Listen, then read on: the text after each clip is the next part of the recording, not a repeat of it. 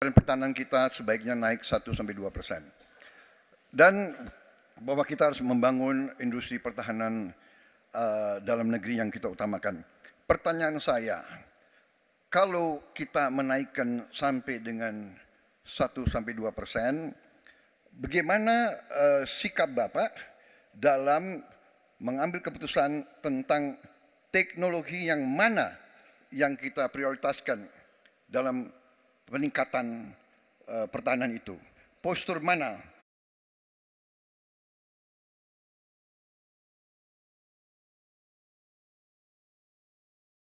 Daratlah, lautlah, udara, atau ketiga-tiganya, atau kita mengarah ke teknologi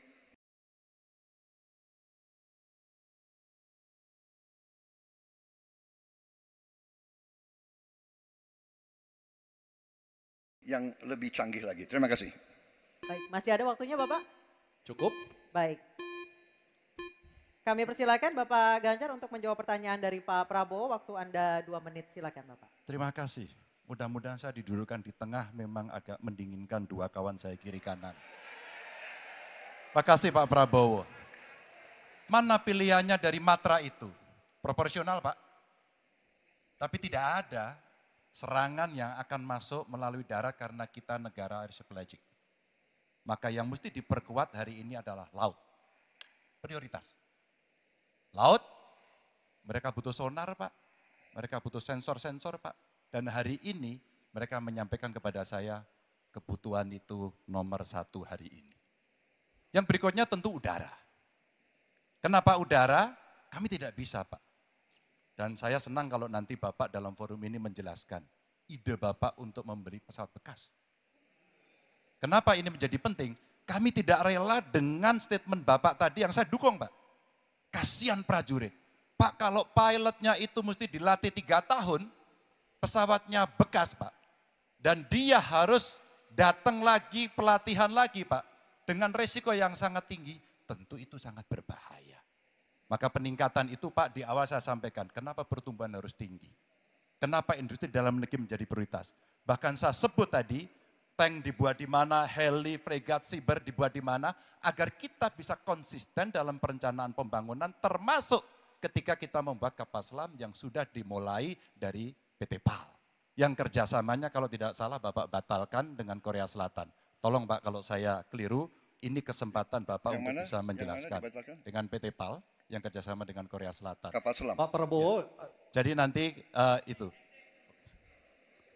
Ini nggak apa-apa kalau saya terima sebenarnya debat sebenarnya seperti ini. Kalau boleh tanya jawab langsung. Baik, silakan Bapak Ganjar, silakan. Silakan lebih Oke. menarik. silakan Pak dilanjutkan, masih ada waktu. Masih ada waktu Pak Ganjar. Ya, ya karena sudah selesai. The state is yours Pak, silakan. Baik, silakan Pak Prabowo, waktunya 1 menit. Baik, terima kasih Pak Ganjar.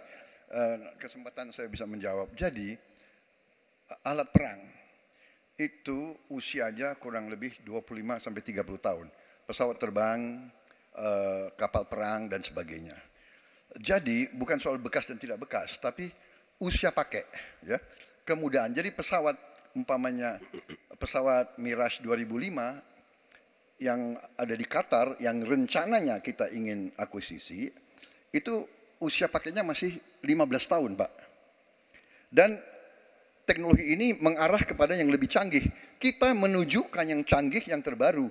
Tapi kalau kita beli baru, datangnya Pak, baru 3 tahun, dan operasionalnya itu baru 7 tahun Pak. Nah sementara 3-7 tahun ini, kita perlu deterrent, kita perlu kemampuan. Itu maksudnya latar belakang. Jadi saya kira itu yang bisa saya jelaskan, tapi waktu yang singkat Baik, tidak waktunya cukup. habis, Baik, Bapak. waktu sudah habis. Saya kembali ke Capres nomor 3. Tenang dulu. Bapak Ganjar untuk menanggapi tanggapan dari Pak Prabowo, silakan Bapak 1 menit.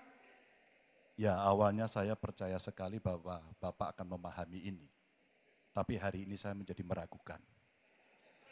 Karena saya bertanya kepada pilot. Saya bertanya kepada Angkatan Laut pada persoalan ini.